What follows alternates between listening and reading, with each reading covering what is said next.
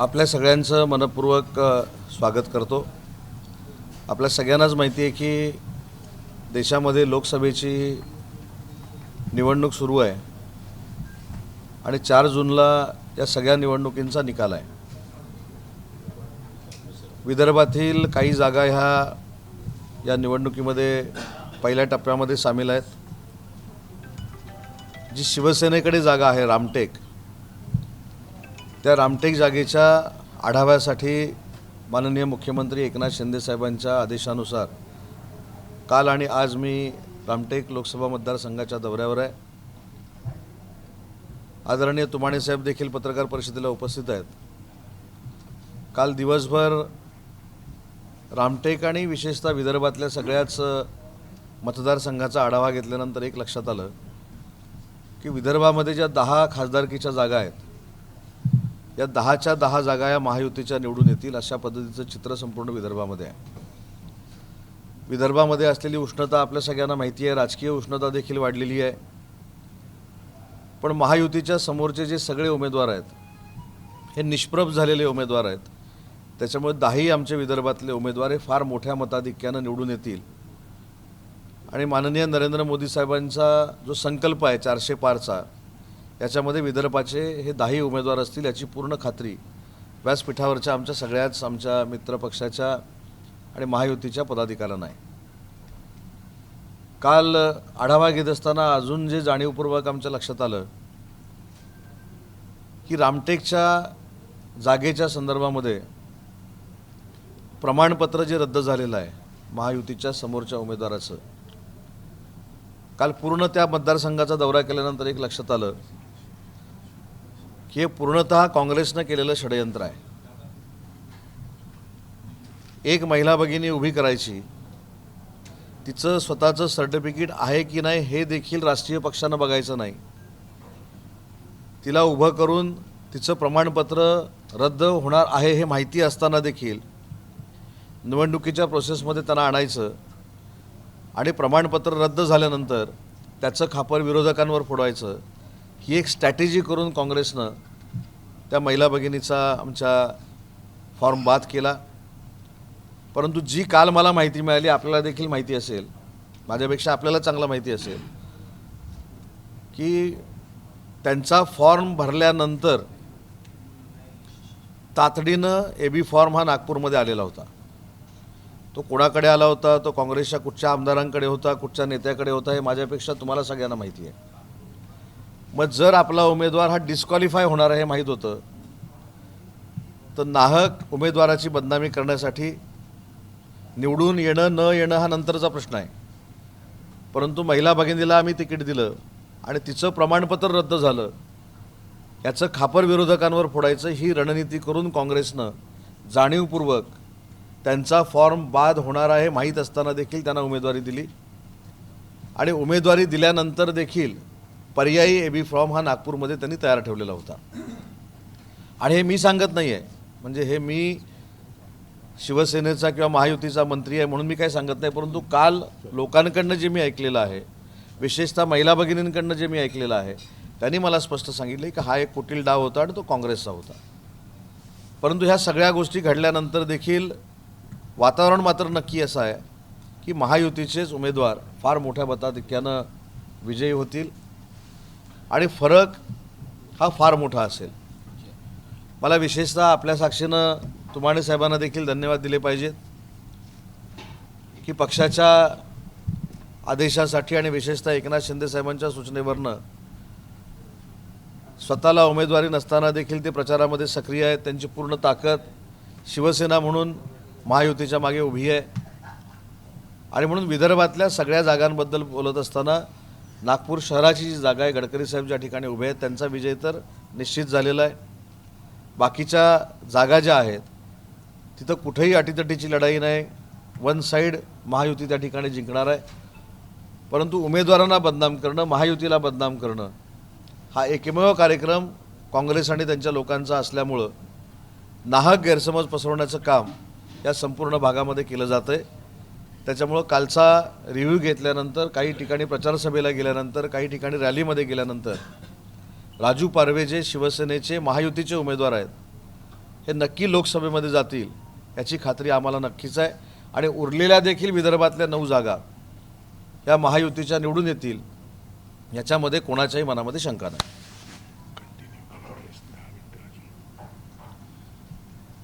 आपल्याला काय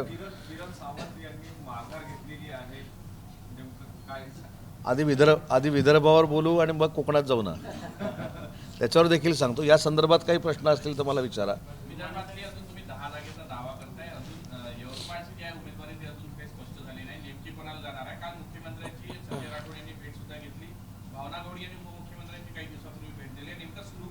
मला असं वाटतं की आज 3 तारीख आहे, उद्या शेवटचा दिवस आहे. उद्या शेवटच्या दिवसापर्यंत नक्की शिवसेनेच्या उमेदवाराचा फॉर्म भरला जाईल. तो उमेदवार महायुतीचा असेल आणि तो उमेदवार देखील 100% मोठ्या फरकानं निवडून येईल. हे महायुतीच्या वतीने मी आपल्याला सांगतो.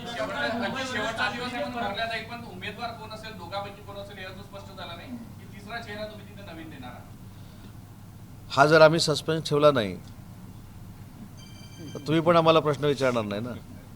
संजय राठोड तातडीने काल मुंबईला जाऊन परत आले, म्हणजे उद्याच्या नामांकनाच्या तयारीसाठी गडबडीने आले असं म्हणायचं का? संजय राठोड हे यवतमाळ वाशिमचे आमचे नेते आहेत, शिवसेनेचे मंत्री आहेत. त्यांची वैयक्तिक पक्षाची महायुतीची ताकद देखील त्या मतदारसंघामध्ये फार मोठी आहे. त्याच्यामुळे तिकीट देण्याचा अधिकार हा शिवसेनेचे मुख्य नेते एकनाथ शिंदे साहेबांना आहे. त्याच्यामुळे मला असं वाटतं की तिकीट कोणाला मिळणार आहे याच्या चर्चेपेक्षा जे कोणाला तिकीट मिळेल तो उमेदवार फार मोठ्या मताधिक्याने निवडून येईल. उमेदवार शिवसेनेचा म्हणजे महायुतीचा असेल आणि निशाणी धनुष्यबाण असेल.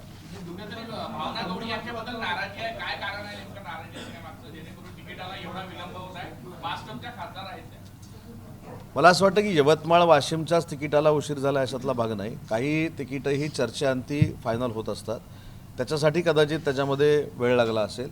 आणि आमच्या वतीनं शिवसेनेच्या वतीनं सगळे अधिकार हे एकनाथ शिंदे साहेबांचे आहेत. भाजपमध्ये प्रदेशाध्यक्ष बावनकुळे साहेब असतील आणि भाजपाचे नेते राज्याचे उपमुख्यमंत्री विदर्भाचे सुपुत्र देवेंद्रजींना आहेत, ते दिल्लीच्या लोकांशी बोलून फायनल करतात. आणि राष्ट्रवादी काँग्रेस पार्टीची अजित पवार साहेबांची आहे, ते निर्णय ते घेतात. त्याच्यामुळे तिन्ही नेत्यांना महाराष्ट्राच्या भौगोलिक परिस्थितीचा अंदाज आहे, कोण कुठं निवडून येऊ शकतं याचा देखील अंदाज आहे. आणि म्हणून मला असं वाटतं की त्यांनी निर्णय घेतलेले हे आम्हाला मान्य असतील, कारण आम्ही महायुतीमध्ये काम करतो आहे. आणि महायुती ही काय फक्त 3 पक्षाचीच नाही आहे, आमच्याबरोबर अजून अनेक पक्ष आहेत. त्याच्यामध्ये कवाडे साहेबांचे चिरंजीव देखील आता या ठिकाणी आलेले आहेत. त्याच्यामुळं सगळ्या पक्षांनी निर्णय एक घेतलेला आहे की एकनाथजी शिंदे, देवेंद्रजी आणि अजितदादा आणि सगळे मित्रपक्ष यांनी जो संकल्प केलेला आहे 45 पार, ते 45 पार आम्ही नक्की करू.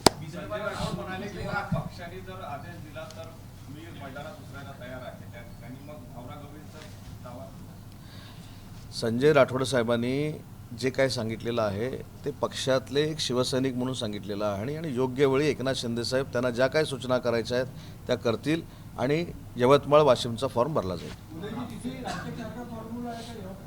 कसला?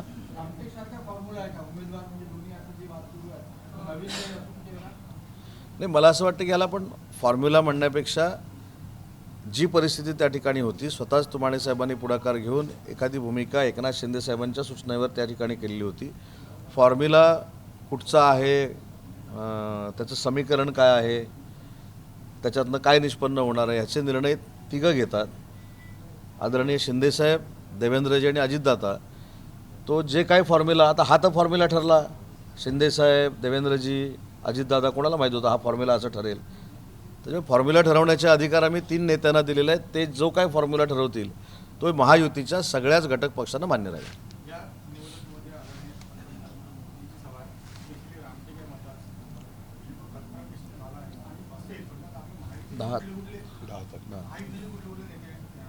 नाही, 10 तारखेला ही फार मोठी सभा रामटेकमध्ये होते. मी बावनकुळे साहेबांच्या नेतृत्वाखाली आम्ही देखील ती जागा बघून आलो, किती लोक त्या ठिकाणी जमणार आहेत, तिथं काय केलं पाहिजे हे सगळं बघून आलेलो आहोत. 10 तारखेला ती फार मोठी सभा रामटेकमध्ये होते. त्याच्यामध्ये मुख्यमंत्री असतील, दोन्ही उपमुख्यमंत्री असतील, अन्य नेते असतील, गडकरी साहेब असतील. तर मला असं वाटतं की सभा फार मोठी होईल आणि ऐतिहासिक होईल.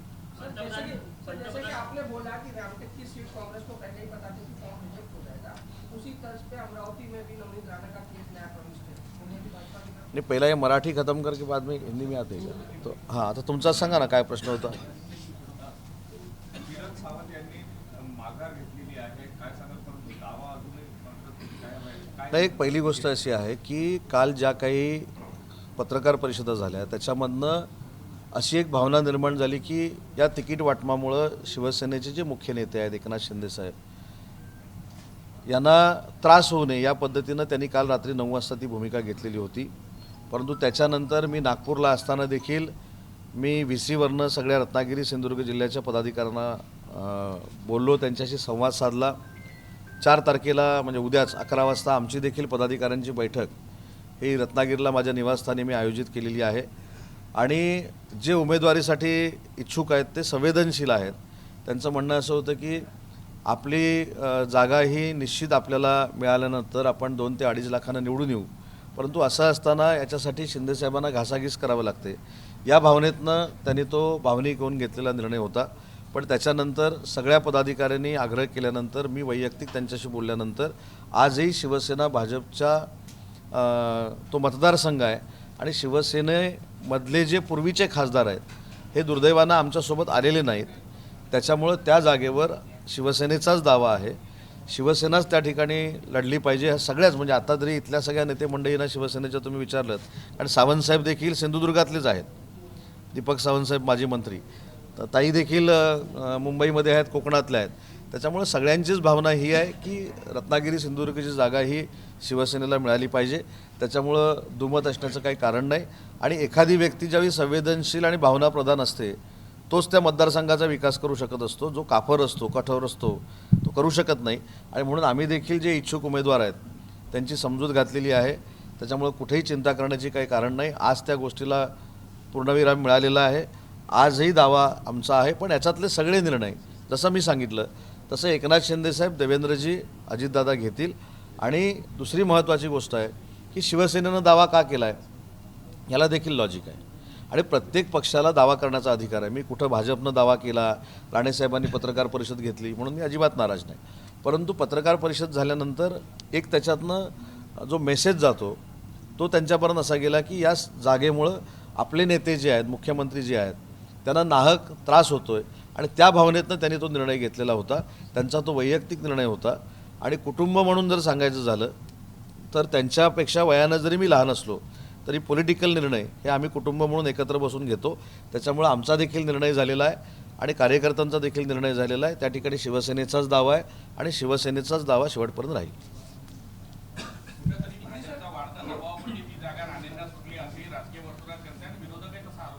नाही, विरोधकांना दुसरं काहीच भांडवल नसल्यामुळं अशा कुठं जागा ज्या काही वाटाघाटीसाठी थांबलेल्या आहेत त्याच्यावर चर्चा करणं, त्या लोकांची बदनामी करणं, त्याच्यातनं आपलं काही साध्य होतं आहे का ते बघणं. परंतु महायुती एवढ्या पद्धतीनं स्ट्रॉंग आहे की ह्याचा कसलाही परिणाम महायुतीवर होणार नाही. रत्नागिरी सिंधुदुर्गची जागा देखील फार मोठ्या फरकानं आम्ही जिंकू हे काल देखील मी सांगितलेलं आहे. आणि म्हणून मला असं वाटतं की सोशल मीडियावर एखादी पोस्ट वैयक्तिक आल्यानंतर ती काय पक्षाची भूमिका असते अशातला भाग नाही.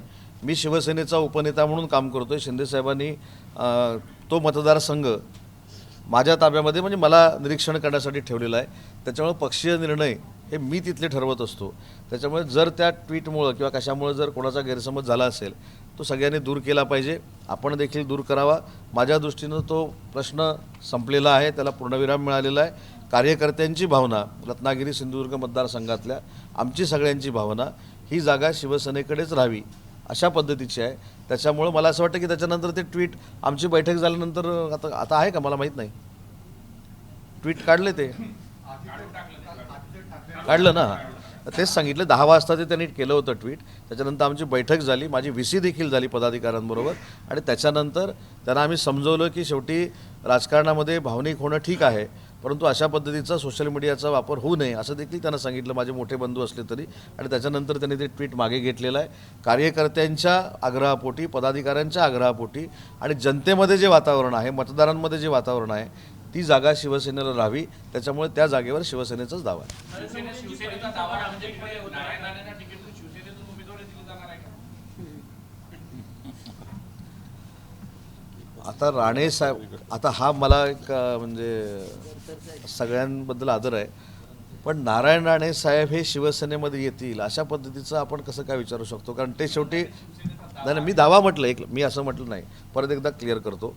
कारण मी हल्ली पत्रकार परिषदमध्ये बोलताना स्पष्ट, आणि पत्रकार परिषद संपली की हे सगळं बाजूला ठेवून बोलतो. त्याच्यामुळे मी असं कुठेही म्हटलेलं नाही की भाजपातला एखादा माणूस किंवा नेता येऊन शिवसेनेमध्ये निवडणूक लढवेल. आमच्याकडनं शिवसेनेतनं एकच उमेदवार आहेत, त्याच्यामुळे दुसऱ्या उमेदवाराची कुठे आम्ही चर्चा पण केलेली नाही. आणि राणेसाहेबांसारख्या भाजपाच्या मोठ्या नेत्यावर मी काही चर्चा करणं किंवा मी काही बोलणं हे मला असं वाटतं की माझ्या राजकीय एथिक्समध्ये बसत नाही. त्याच्यामुळे राणेसाहेबांचे विचार हे स्वतंत्र असू शकतात. त्यांनी घेतलेली पत्रकार परिषद ही स्वतंत्र असू शकते, त्याच्यावर आम्ही कुठेही नाराज नाही. आणि त्यांनी देखील काल असं सांगितलेलं आहे की जर जबाबदारी आणि तिकीट मला दिलं तर निवडून येऊ. त्याच्यामध्ये ठीक आहे, प्रत्येक पक्षाला ते बोलण्याचा अधिकार आहे ना. काल आदित्य ठाकरेंनी काल एक स्टेटमेंट रामदेवचे मुस्लिम खासदार यांना धोका दिला, त्यांना तिकीट दिलं नाही आणि म्हणून 40 जे गद्दार आहेत त्यांनी परत यावं असं एक आव्हान त्यांनी केलं, म्हणून एक आव्हान केलं. काय सांगायचं? मला असं वाटतं की याला काही अर्थ नाही आणि अशा भाषणांना कोणी आता भुलत नाही. तुमाने साहेब आमचे सर्वांचे नेते आहेत, आमचे मार्गदर्शक आहेत. आज पत्रकार परिषदेमध्ये ते माझ्या बाजूला देखील बसलेले आहेत. एकनाथ शिंदेसाहेबांचे ते अतिशय जवळचे मित्र आहेत, त्याच्यामुळे त्यांचं आणि शिंदेसाहेबांचं बॉन्डिंग हे अतिशय चांगलं आहे. देवेंद्रजींचं चांगलं आहे.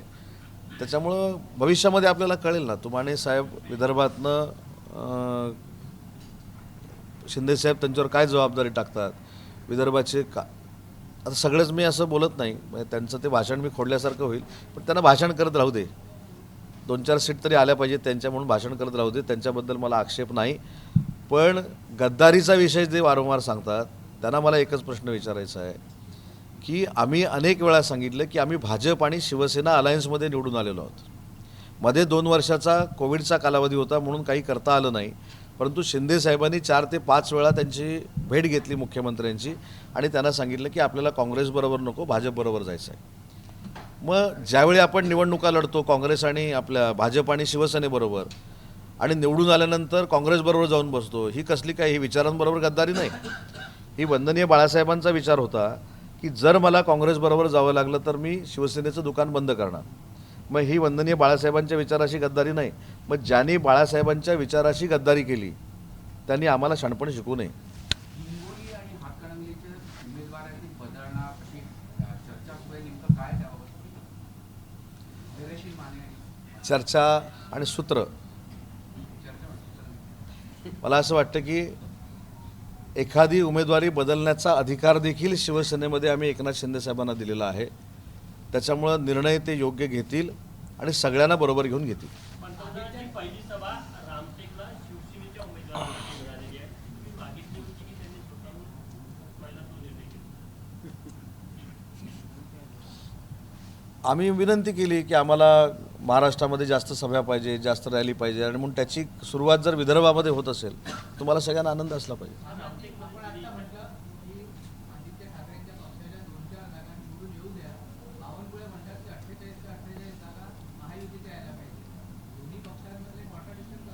साहेब अजिबात नाही. मगाशी मी सांगतो ना साहेब, मगाशी मी सुरुवातीलाच असं सांगितलं की आम्ही जे मिशन राबवतोय ते 45 पारचं राबवतोय. त्याच्यामुळे बावनकुळे साहेबांनी जर 48 जागा निवडून येतील असं सांगितलं असेल तर त्यांना तो कॉन्फिडन्स आहे. आमचे ते भाजपातले नेते आहेत, त्याच्यामुळे त्यांना कशाला, त्यांनी एखादं वक्तव्य जर केलं असेल तर त्याच्यावर कॉन्ट्रोवर्शियल काय स्टेटमेंट करायची आवश्यकता नाही. आम्ही अशा पद्धतीची इच्छाशक्ती जर घेऊन गेलो तर 48 पण जिंकू शकतो.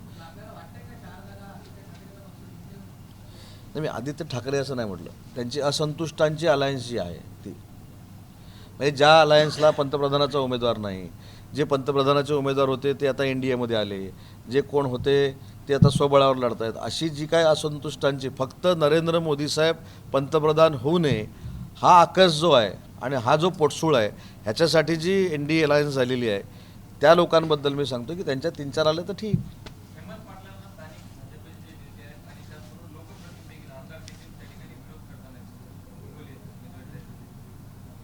मी मगाशी सुरुवातीला असं सांगितलं की आमचे जे तिन्ही नेते आहेत त्यांना महाराष्ट्राची भौगोलिक परिस्थिती आणि महाराष्ट्राचं प्रत्येक तालुक्यामधलं, गावामधलं आणि जिल्हा परिषद गटातलं राजकारण माहिती आहे.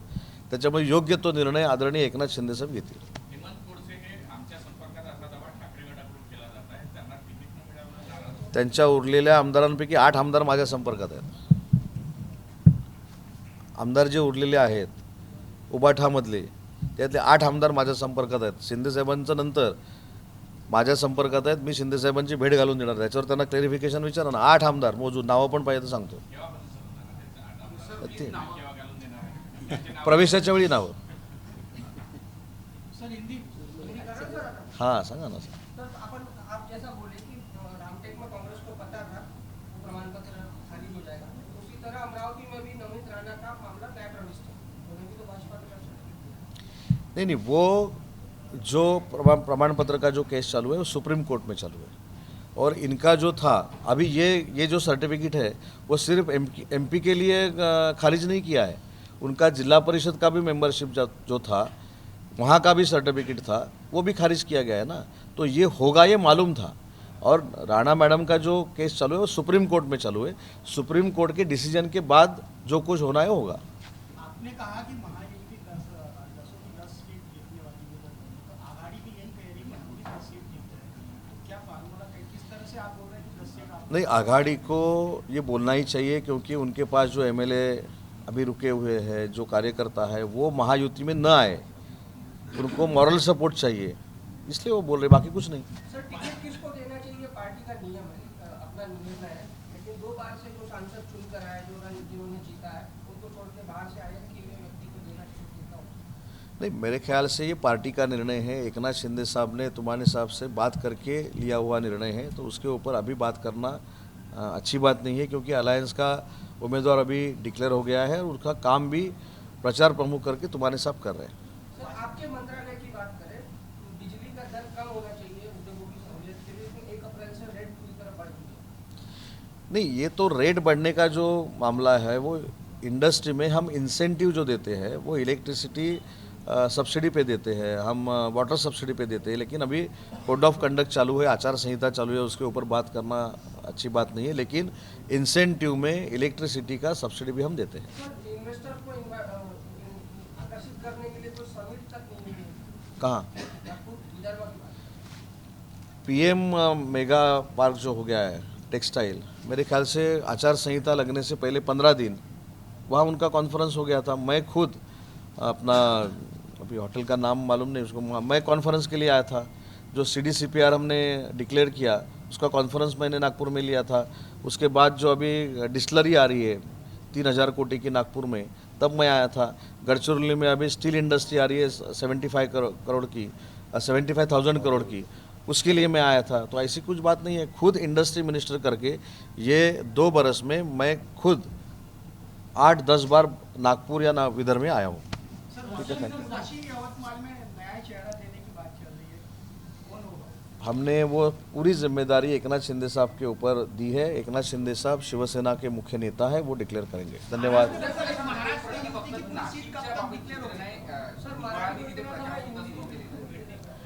मी त्याचं एकच शॉर्टमध्ये आपल्याला उत्तर सांगितलं की ज्या शिवसेनेमध्ये आम्ही काम करतो, ज्याची निशाणी धनुष्यबाण आहे, त्याचे सर्वेसर्वा वंदनीय बाळासाहेबांचा विचार घेऊन एकनाथ शिंदे साहेब आहेत. त्याच्यामुळे महाराष्ट्राच्या कानाकोपऱ्यात कुठेही पंचायत समिती असू दे, जिल्हा परिषद असू दे, आमदारकी असू दे किंवा खासदारकी असू दे, याचे सगळे निर्णय घेण्याचे अधिकार आम्ही सगळ्या आमदारांनी, सगळ्या शिवसैनिकांनी एकनाथ शिंदे साहेबांना दिलेले आहेत. त्याच्यामुळे एकनाथ शिंदे साहेब जो निर्णय घेतील तो आम्हाला मान्य राहील. धन्यवाद. पूरी सीट कब तक डिक्लेयर होने वाली है? 2 दिन में, 2 दिन में. सर एक प्रश्न असा आहे की कृपाल तुमाने साहेबांनी आपलं राजकीय पूर्ण करिअर दाव पे लगा की वो आपके साथ आहे आणि त्यांचं तिकीट वेळेवर कापण्यावर नेमकं कारण अजून काही सांगितलं नाही. मी एवढंच या संदर्भामध्ये सांगतो की तुमाने साहेबांनी पक्षासाठी जी भूमिका घेतलेली आहे ती फुकट जाणार नाही, एवढंच या ठिकाणी सांगतो आणि त्याचा त्यांना पश्चाताप होणार नाही. समन साहब विकास के बारे में बात करते हैं. कुठेतरी आलेल्या रिपोर्ट से निगेटिव्ह आहे. जब डबल इंजन की सरकार हम बोलते हैं तो इंडस्ट्री में महाराष्ट्र को उसका क्या लाभ हुआ ये बताने का.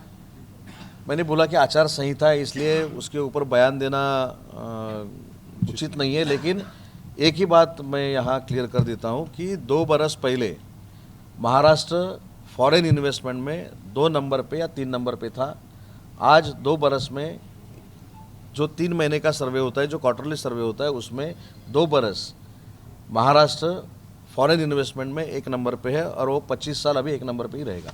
धन्यवाद। सर, आपका घोषणा पत्र बीजेपी के साथ रहेगा कि अलग कमी रहेगा? है, स्टाफ की कमी है, कहीं ना कहीं इंडस्ट्री में तकलीफ बोले स्टाफ की कमी है और विदर्भा से लोग हमने भर्ती शुरू की है, 2000 लोगों की भर्ती चालू है। सर, शिवसेना का घोषणा पत्र अलग रहेगा या बीजेपी के साथ रहेगा? सब साथ निकालेंगे। धन्यवाद।